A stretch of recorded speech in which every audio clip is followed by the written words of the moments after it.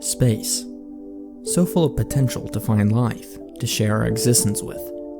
Endless possibilities to find other planets to explore. A vast and endless realm in which anything is possible. Yet that potential for life and exploration has overshadowed the terrible alternative of death and destruction. The year is 2264.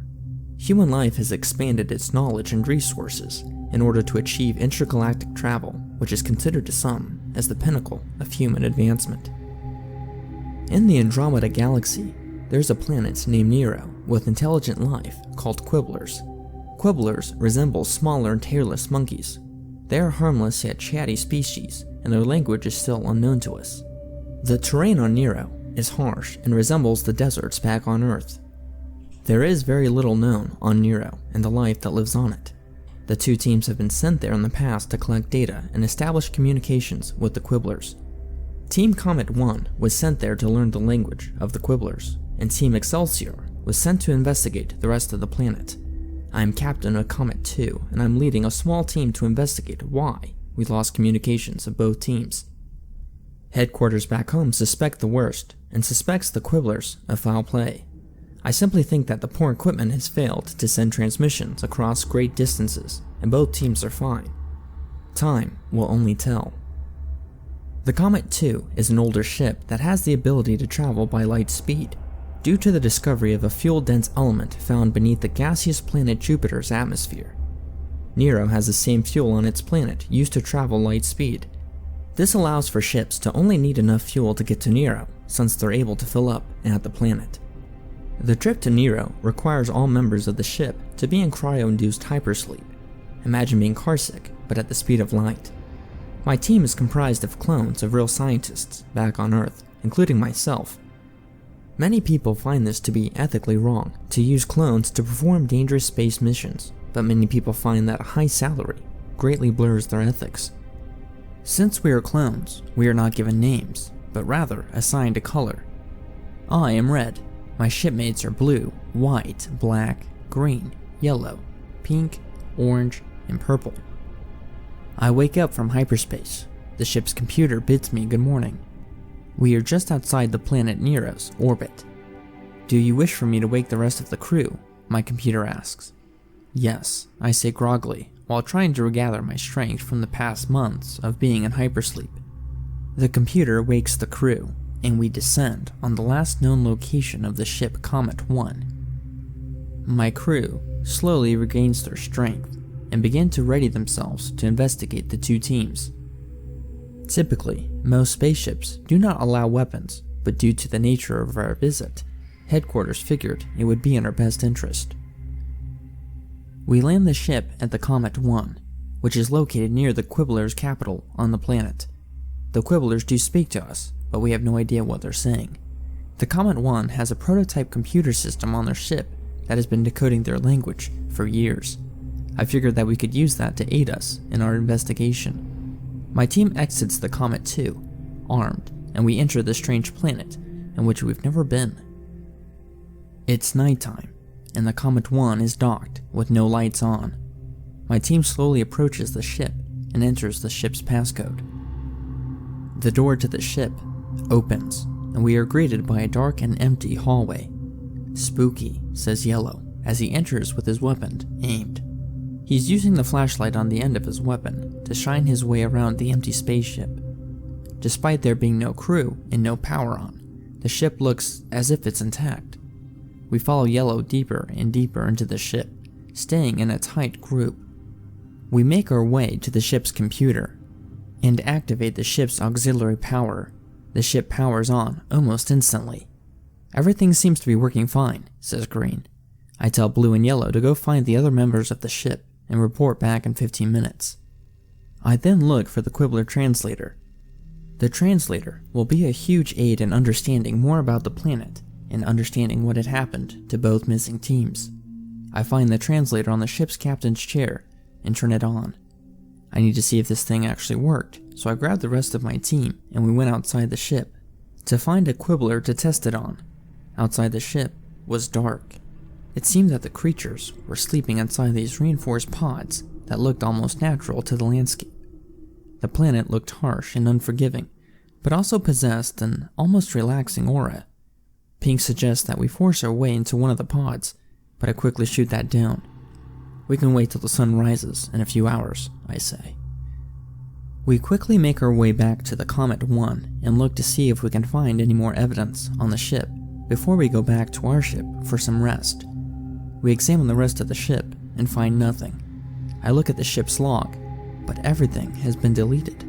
The only way that was possible is if the captain had personally deleted all the captain's logs. But why would he do that? It's as if the captain didn't want us to find out what had happened on the ship. I began to feel this ominous feeling that something wasn't right. I had a feeling that something sinister had happened to this crew, and someone covered it up. I did my best to hide my worry, and I assembled my crew. Blue and Yellow were still looking for the crew of the Comet 1. "Where are those guys?" I asked. My crew seemed spooked that they were gone for so long, and that they kept looking over their shoulders around the empty ship. Blue and Yellow eventually returned back to the group and seemed very spooked. "We think that the ship is haunted," says Blue. "Huh, haunted?" scoffed Purple. "We heard sounds coming from the vents of the ship. Voices almost. We couldn't understand them," Yellow confirmed. Everyone looked to me to see what I did with this information. "Let's head back to the Comet 2, I said, trying to conceal the fact that I also felt a weird vibe from the ship. We left the Comet 1 and went back to our ship. The sun was still on the other side of the planet for a few more hours, and the quibblers would be inaccessible until then. I was anxious to see what progress was made in the quibbler translator. The mystery of what had happened to the Comet and its crew baffled me. Something sinister must have happened, but where are the bodies? There were no bodies. Did they simply just abandon the ship? Why erase all the captain's logs, and why did they stop all communications with Earth? The sun rose a few hours later, and the quibblers were out of their pods. I had some of the crew usher a handful of quibblers to our ship to see what information they had on the Comet's crew, and also to see if the translator worked. The quibblers are somewhat calm creatures that spoke in little chirps and beeps. I gathered the crew and the quibblers in the cafeteria and tried to speak in the translator. I began by thanking them, and the translator did its job for the most part. The quibblers nodded and responded, in which the translator produced a single word: "Welcome." I asked them about the comet, and the quibblers responded again with a single word: "Gone." It appeared that either the quibblers only spoke in one word in each response, or the translator was only capable to translate one word at a time. I asked them, "Gone? Gone where?" I asked anxiously. The quibblers seemed hesitant to respond, or perhaps they were afraid of our reaction, but they looked away. They then finally responded with an unusual word that I find to be an error: absorbed. I looked at the translator confused. "Do you think that something ate the crew?" I asked Blue. "I think they mean consumed," Blue suggested. "That makes more sense." I turned back to the quibblers. "What ate the crew?" This time, instead of responding, they remained silent. I asked them again, and they responded with two separate words: forbidden and speak. I don't think they were able to speak about what ate the crew. I remained silent, as did the rest of my crew. The planet Nero only had one intelligent species that we could communicate with. Was there something more hazardous on the planet that we didn't see before? Something capable to consume an armed space crew? I then asked about the second crew, Excelsior, and where to find them. The quibblers responded with two separate words again: cave and death. I knew that the fate of the crew, Excelsior, must have been similar to the Comet 1. I asked them to take us to them, and they agreed. Our ship left the Comet 1 site and lifted to investigate the second ship. The Excelsior was only a few hours away, near a mountainous region. This crew was supposed to be harnessing and gathering the elements that fuel the lightspeed engines in our ships, something we needed badly to make our way back to Earth. I truly didn't want to go to the Death Cave, per se, to investigate, but regardless, we needed the fuel to even leave the planet. We landed at the mouth of a cave at the base of a very large mountain. The cave's entrance looked like the gates of hell, with sharp jagged stalactites and stalagmites lining the entrance. The cave was incredibly dark and was too small for the ship to enter. I assigned purple, orange, and green to go find the Excelsior crew inside the cave. They hesitantly agreed. The quibblers were chirping like crazy, and I grabbed the translator to understand what the problem was. The translator kept repeating, "Dark, danger, dark, danger." Pink laughed. "I guess they're afraid of the dark." Something was lurking within the darkness. The 3 crewmates left, all armed with weapons and flashlights, to find the Excelsior crew, but more importantly, to find the fuel element to get us back home. The rest of the crew waited anxiously inside the Comet 2. The sun was directly overhead, which shined across the cruel landscape of the empty yet sharp land. The 3 crewmates were on comms, which allowed us to talk to them in real time. They spoke every few minutes, giving us updates of what was happening. "The cave is dark," said Orange. "I find it hard for anything to live in here without the assistance of some kind of light." About 20 minutes into the cave, we get an update. "I think I found something," said Purple. "What is it? Did you find the crew?" "No crew yet. I found the fuel element. Tons of it." I was relieved. "Do you want us to keep going into the cave to find the Excelsior crew?" Purple asked. I thought about this rather hard. The whole crew waited for me to answer, and remained silent. This decision could decide whether or not my crew lives or dies. We needed to know what had happened to the crew, but deep down, we already knew the fate. What we didn't know is what did it to them. "Keep going," I ordered. The crew looked as if I punched them all in the gut. None of us wanted to find the things that ate our crewmates, but we needed answers. Earth needed to know what was on this planet, and if it was safe for us to send more clones here. Purple acknowledged the order and went deeper into the cave. 15 minutes later, I hear again from the crew, and they are spooked. "We think we saw something," says Orange. I perked up from my captain's seat and asked, "What is it?" "I don't know," says Green. "I thought I saw part of the wall move. It's something big." I didn't hesitate and responded, "Okay, come back now. Try to grab some of the fuel elements on the way back." I sounded worried, and I think the crew caught on as well. I waited for Orange to acknowledge the order, but nothing. "Orange, purple, green, come back to the ship now," I shouted. No reply. I got nervous and thinking that the worst had happened. Orange finally responded, but it was a whisper. "It sees us," he said quietly. "What is it? What sees you?" Another minute of silence goes by, then gunfire. "Get back to the ship now. Forget the fuel elements. Just get back to the ship," I screamed. Minutes felt like hours, but finally, Orange and Green came running out of the cave. I was waiting outside the ship with Blue and Pink, all of us aiming our weapons at the cave, expecting something evil to follow. Green and Orange were running out of the cave, saying, "Shoot whatever comes out of the cave." "Where's Purple?" I screamed. "It got him. He's gone," said Green. I waited for some kind of demon to come out of the cave, wanting to kill the rest of us, but nothing came. Orange and Green insisted that we'd leave now. I was flustered, and I didn't know what to do. A part of me wanted to take the rest of the crew into the cave and find Purple, but I didn't know what we were going against, or how many of them there were. Instead of waiting, I agreed that we needed to leave. As we boarded the ship, and to my surprise, I saw Purple running out of the cave, holding the fuel elements we desperately needed to get back home. "Hurry, let's get out of here," Purple said as he came running in. His suit looked all torn up. I told White to get us out of here and to take us into Nero's orbit. From there, we'll figure out what to do. We all met up in the cafeteria, including the quibblers, and we discussed what the 3 crewmates saw. Purple handed me the fuel elements, and I handed them to Black to fuel our ship. Once White and Black finished their tasks, we began debriefing what had happened. Before I could say anything, the quibblers started losing their minds. They wouldn't stop chirping. I grabbed the translator, and it kept saying the same word over and over. "Danger, danger, danger." "We aren't going to hurt you," I said, but they didn't calm down. I asked Pink to remove the quibblers so we could start our meeting in peace. The quibblers were almost screaming at this point, and the translator kept saying these strange words that didn't make sense. Stranger, bad, death, absorb. But then the translator spoke a word that struck me. a word that I wouldn't normally consider to be an error in the translator, but for some reason it petrified me. The translator said, imposter.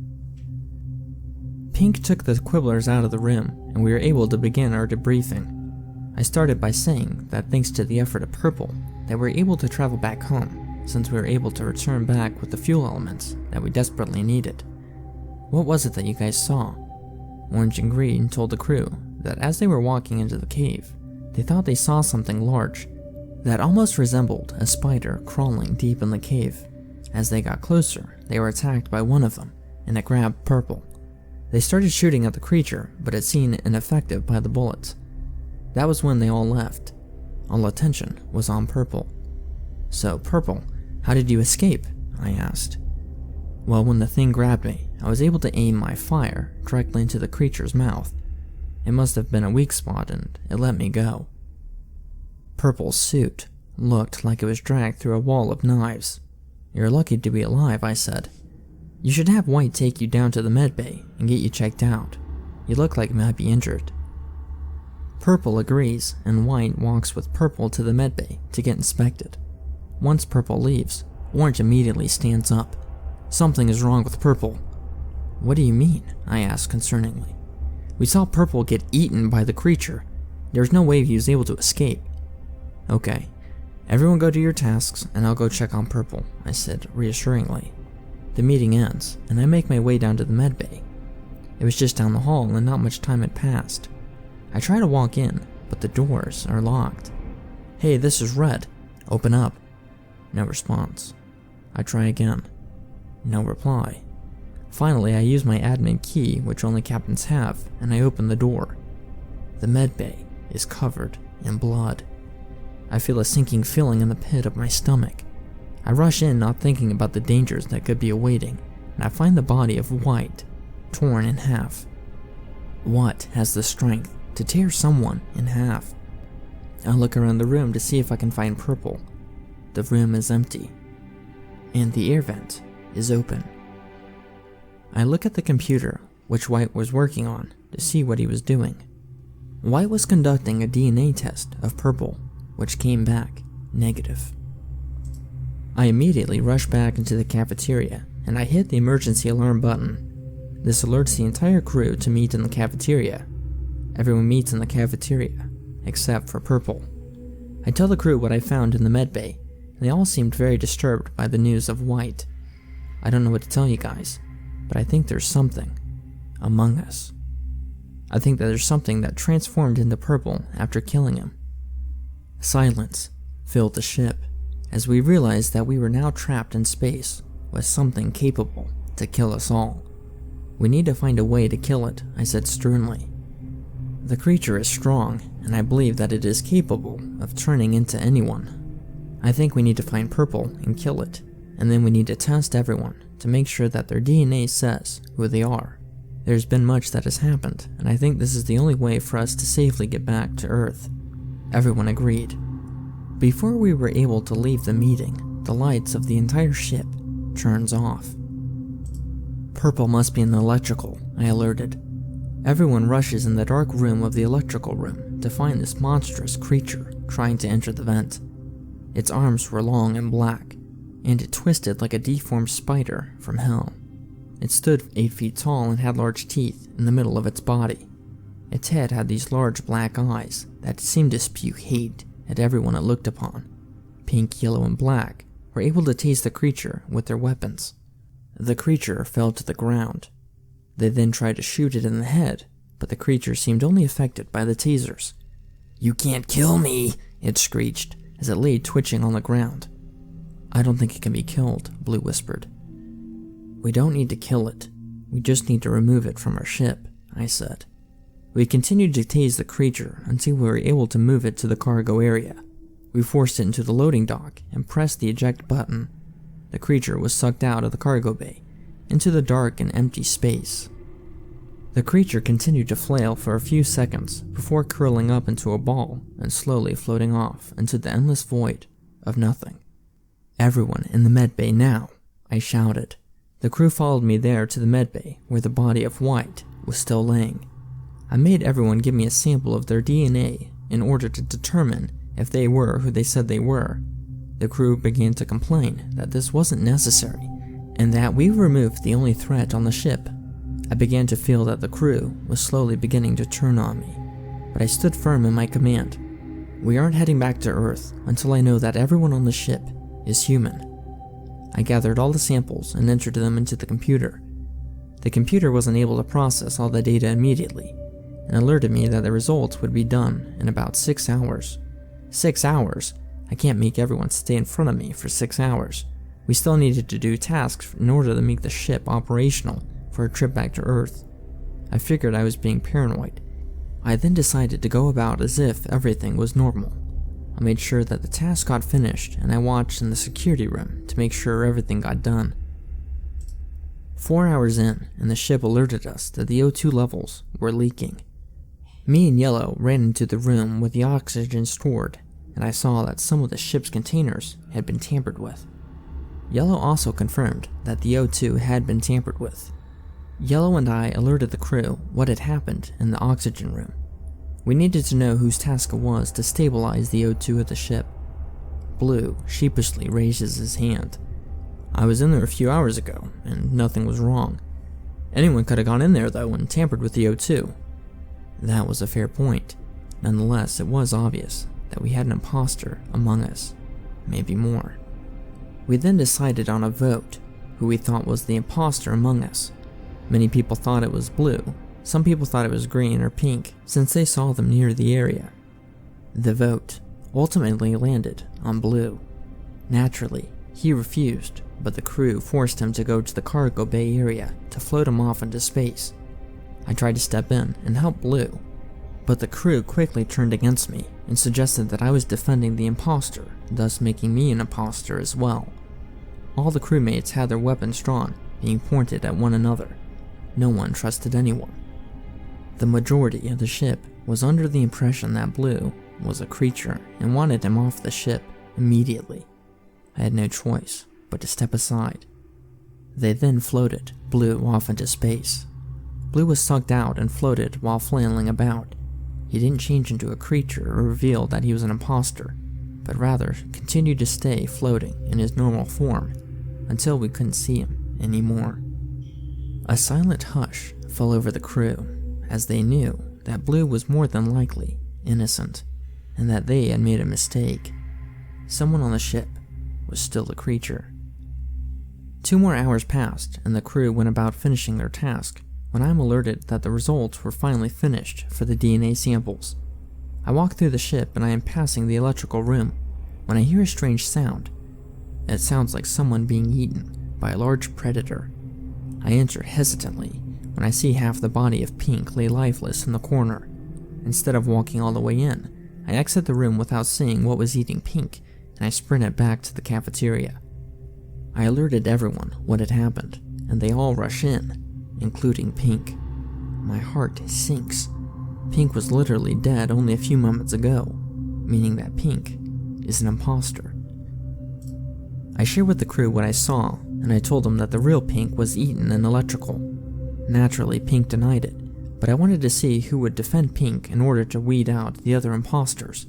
Before anyone could say anything else, the ship's computer came on overhead to alert me that the results were finished in the medbay. Pink eyed me down with those evil eyes, all the way there. We all entered the medbay, and the computer screen glowed with all the results of every crewmate DNA sample. To my surprise and my horror, the results showed that Blue, myself, Pink, and Black were human, while the rest of the crew, Orange, Green, and Yellow, were imposters. At this point, Pink had since been eaten, and Blue was wrongfully ejected, only leaving myself and Black. We were outnumbered. The rest of the crew then turned into the creatures of nightmares right before our eyes, realizing that we were now outnumbered. I then realized at that moment, when I had sent Purple, Orange, and Green into the cave, that all of them were the creatures, not just Purple. The creatures began to feast on the crew, tearing Black and Red from limb to limb, while also absorbing them and mimicking their bodies. The remaining crew were all imposters, and Red entered the captain's chair. Red then deleted all the captain's logs of the events that had happened on the ship. The ship's computer then asked Red Where would you like to go? Red and the other imposter crewmates smiled with a wide and evil grin, all of them agreeing on a single location. Computer, take us to Earth.